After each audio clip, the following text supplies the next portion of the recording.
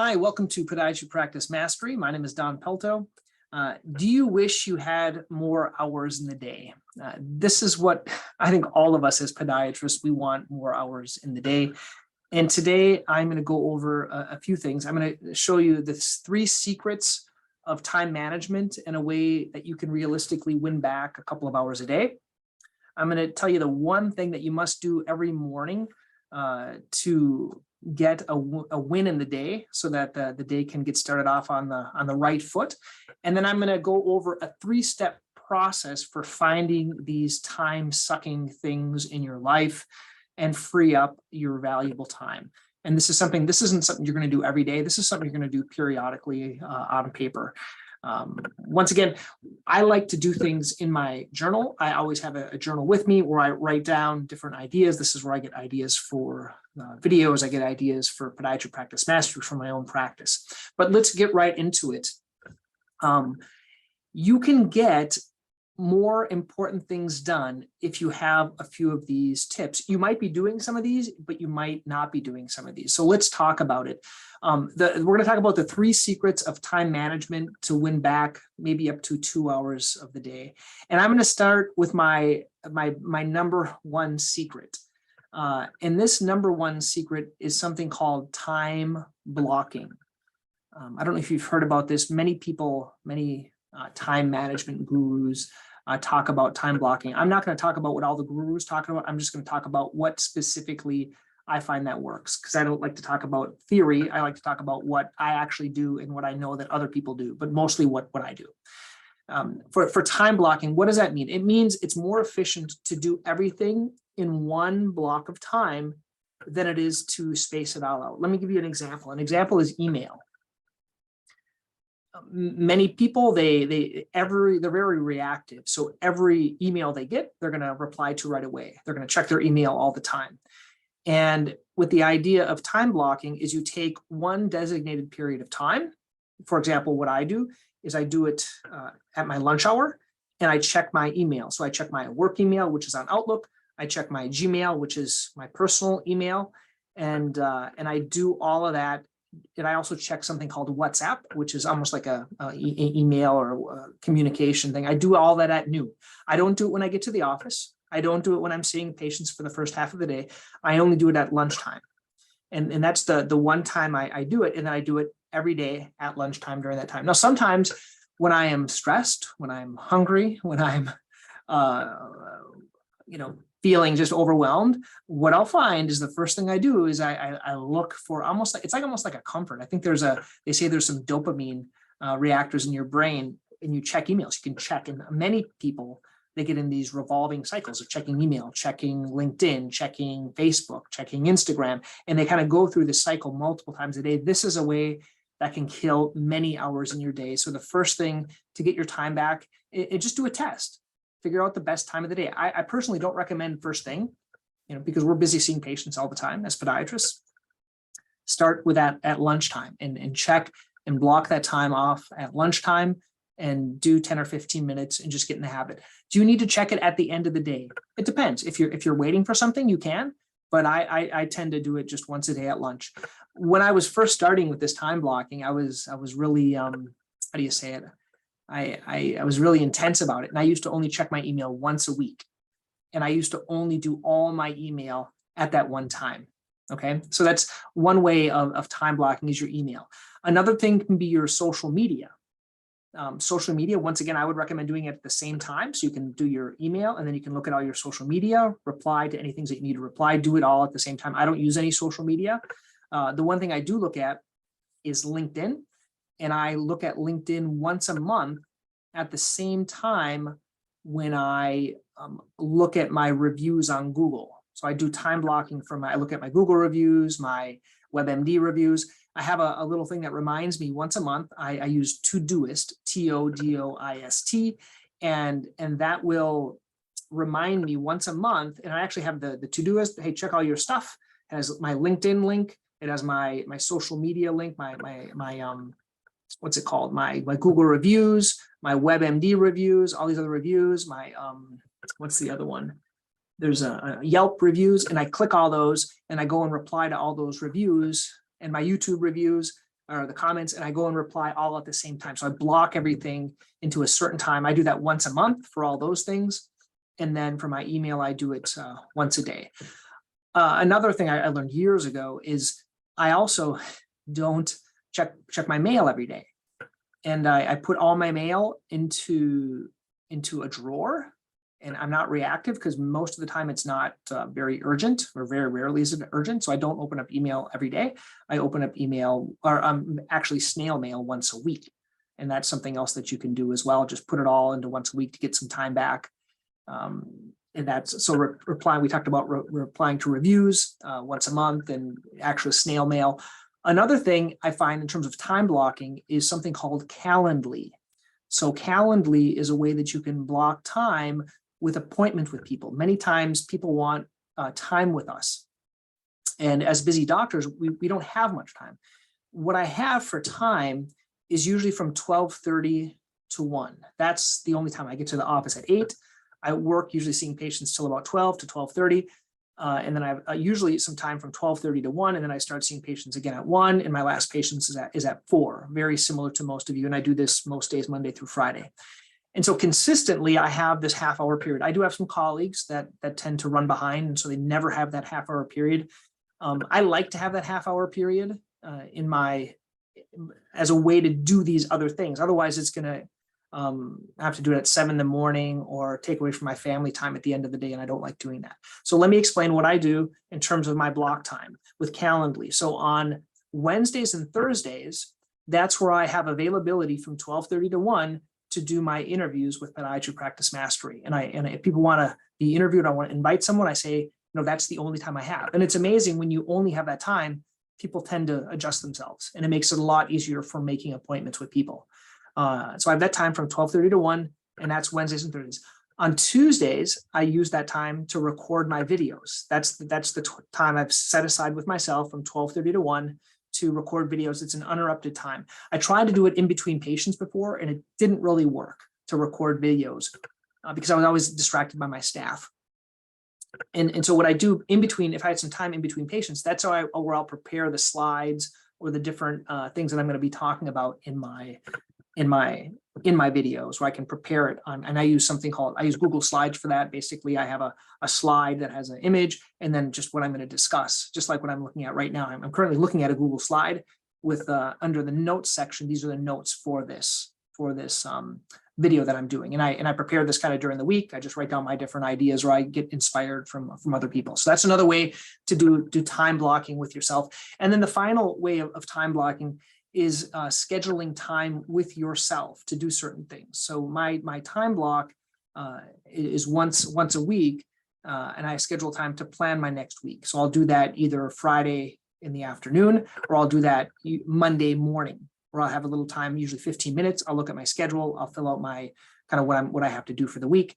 And that's a way to schedule time with yourself. So the first thing is, secret number 1 to get more time back is time blocking. Okay. The second thing is, to get more time back, is simplifying your EMR documentation. All of us use EMRs, and I find that doing templates for everything makes my life much, much easier, so I don't have to type as much. And I have numerous templates. I have templates. Anytime I type something out, we used to use MediNotes, and then we went over to LifeTech MD, and now we're in Athena.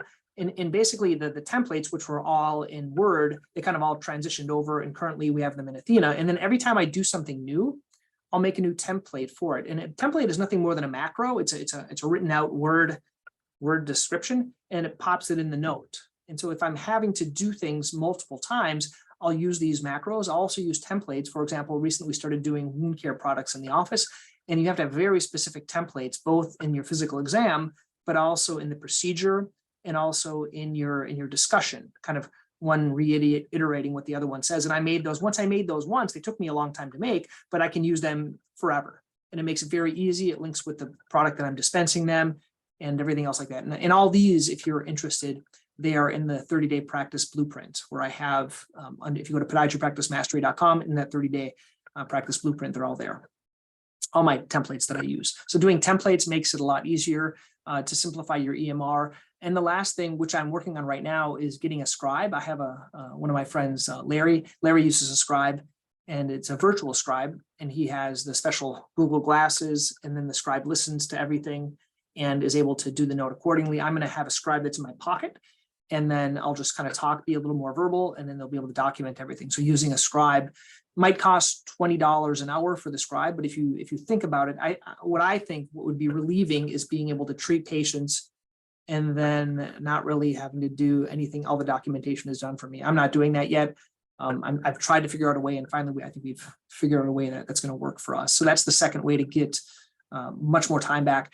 And the last tip for getting time back, and I'm guilty of this, I want to be very clear, I'm not the best all the time, but it is leaving the office. So secret number 3 is leaving the office, meaning when you get done, go home. Because if you stay, your activity is going to fill up to do that. You're going to find just busy things. You're going to look at the email again. You're going to look at what other thing, other things like that. You're going to try to do other things to just occupy your time. So maybe I might be done with patients at 4:10, but I might not leave the office till 5 because I'm just doing busy work. What I would recommend is what I consider busy work is finishing notes, kind of going over mail that you have in the office. Try to do that in between patients if you can. So what I'll do is I'll push it off, and then the next day in the morning, I will kind of finish up those notes when I'm more fresh. I find at the end of the day, I'm tired and I have a hard time doing my notes because my brain is burnt out and it takes me a lot longer to do the notes. Whereas if I do it in the morning or be with the patients the next day, it works a little bit better. And I'll put little notes down in my note, because currently I'm doing the notes. I'll put some notes to remind myself so I don't forget, and I'll do mail, I'll do other types of things in between. So those are the 3 secrets of time management to win back. I think by doing those things, you can win back a couple of hours a day. Once again, if you have a comment on this, please post it underneath here. Anything else that works really well for you. The second thing is, this is more of a mindset topic, is the one thing you must do every morning to start with wins in the day. And I'm kind of giving it out, but this is a mindset. I'm a big mindset person. We have to have a positive mindset. And this is something I learned through Strategic Coach, which I've been in for many years. It's going on 10 years now. And one of the things within Strategic Coach is something called a positive focus. And this is even something that I do with my children now. At the end of the day, we are together and I say, what are the 3 good things that happened? And I'll ask them. So all of us in my family, my kids, me and my wife, will all say, what are the 3 good things? And usually the kids, it's like, I got to eat desserts and I got to go play with my friends or something else like that. But it's keeping that positivity. But what I find is I determine the night before, or you can do it the same day, what are my 3 wins? What are the 3 good things that are going to happen in the day? And this helps my mindset get in the right pattern. There is an app that's called, if you Google, it's called Win Streak, WINSTREAK. And this can be used, it's a little app. You put out kind of what are the 3 wins you want for the day, and then what are the 3 wins you actually had of the day. And this is a good way to kind of work on mindset, and this is going to keep you focused. This one focus here on the wins or what's going well can really boost your productivity, because you don't get stuck in a jam or negative thinking. I find negative thinking is one of the main reasons where I go in this downward spiral. And that might be a patient that was difficult. It might be something I'm worried about. It might be something happening in my personal life. But I find looking at what are the positive things that are going to happen for the day, and what are the positive things that have happened in the past. You have to find out what works well for you in doing that. Okay, that's the one thing you must do. I recommend doing it every morning. And I have something called a positive focus. Also, if you look up positive focus, and all these things I talk about within that 30-day blueprint in more depth, but a positive focus is something invented by Dan Sullivan, where I write down, kind of what the positive, why it was positive, and how I can build on that, like what's next and what's my action plan. And it's good to focus on what is positive in your life. And this just is a great way for mindset. And then finally, what's a 3-step process for finding time-sucking activities and free up more time? And this is something I do periodically. And let me explain what happens. All of us in our lives, we get used to how we treat patients. We get used to what we're doing in our life. And we don't really think about what we're doing. And many of the activities, they don't either need to be done by us, they don't need to be done at all, and they're not really kind of guiding us to what we really want to do. So let me give you an example. If my goal within, my website, which is drpelto.com and Podiatry Practice Mastery, I want to make videos. Let's say I want to make one video a week. Okay. And that's my goal. That's what I want to do. Much of the time I'm directed towards lesser goals or other things because of making it difficult. For example, to record a video, I have to determine what I'm going to record. I have to have a process of recording it. I have to have a process of using a video. I have a place where I have a good microphone where I don't have distractions, where I have this fake background, but otherwise you would see my office here. So I have this whole process. Then I have someone that's going to take the video and they're going to put that video on YouTube. They're going to put it on my podcast. They're going to send an email out to my list. So all these things in the beginning I was doing, but over time, as you do it longer and longer, you try to figure out, well, what are other things that I can do? So the first part of this process is write down everything that you do during a day. Write down everything that you do. You could be doing notes. It could be writing a blog article. It could be just everything that you're doing. And just kind of write it down, both personal and professional things that you're doing. And then you have to determine what you want to get rid of. And for us as podiatrists, the best way to do that, to get rid of stuff, okay, let me tell you, it's not delegating. The first thing you want to do is delete stuff. So what are the stuff you just shouldn't be doing or you don't want to do? So get rid of those things. If it doesn't really spark joy, don't do it. So if you can delete it, delete it. But for me, for example, a lot of these things with this video editing stuff, I don't like to do. So I couldn't really delete it because it kind of needs to get done, video editing and uploading things. Then you can delegate it. And this is where I found a virtual assistant that helps me to do those things. And I pay my virtual assistant $20 an hour, and she's able to help me and just do all these things that I can do, but I'm not really good at doing. So you have to find out what is the main your unique ability, as Dan Sullivan talks about. What's the main thing that you do really, really well? And then what are the other things that you do excellent? I want to give you something that's kind of even humbling in my professional career. I'm really good at seeing patients. I like to see patients. I like to be in the clinic.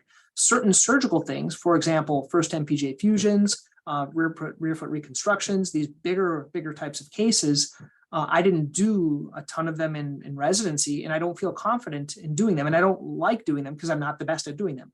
And so once again, I delegate those to another provider that's in our office that really likes doing them and is very good at doing them.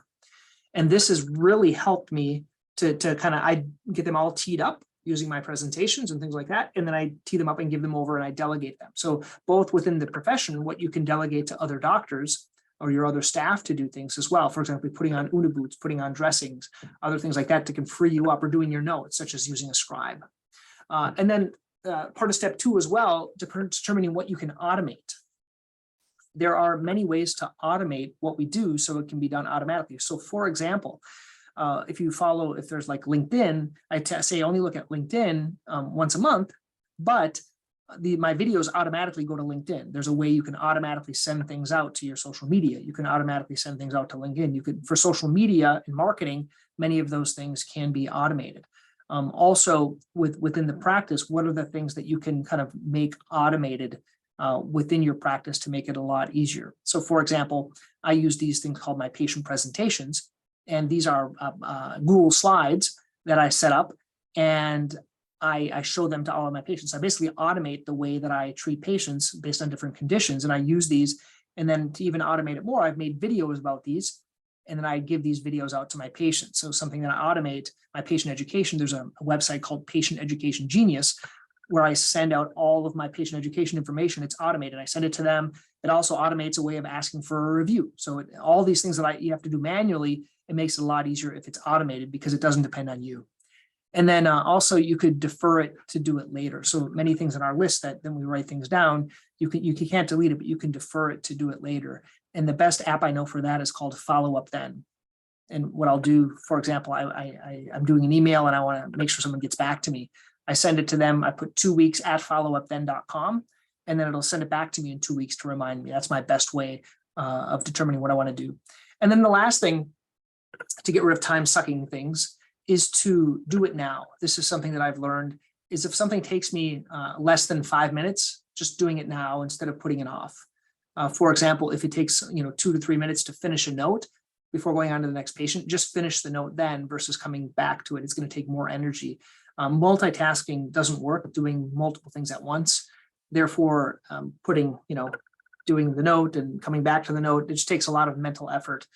So if you don't use a scribe, try to finish those notes right when the patients are in the room. That's what we try to do in the office as much as we can, and trying to use templates to make it quicker. So that's the 3-step process to find these time-sucking things. If you have any comments, please put them in here underneath this video or audio, wherever you're listening to it. I'd love to hear from you. Everything that I talked about, at least most of these things, are within the 30-day practice blueprint. If you want to learn more about that, go to podiatrypracticemastery.com. I'm going to put a couple of other videos here on the side, or other resources that you can learn more about these time tips. Hope you guys found this helpful, and until next time.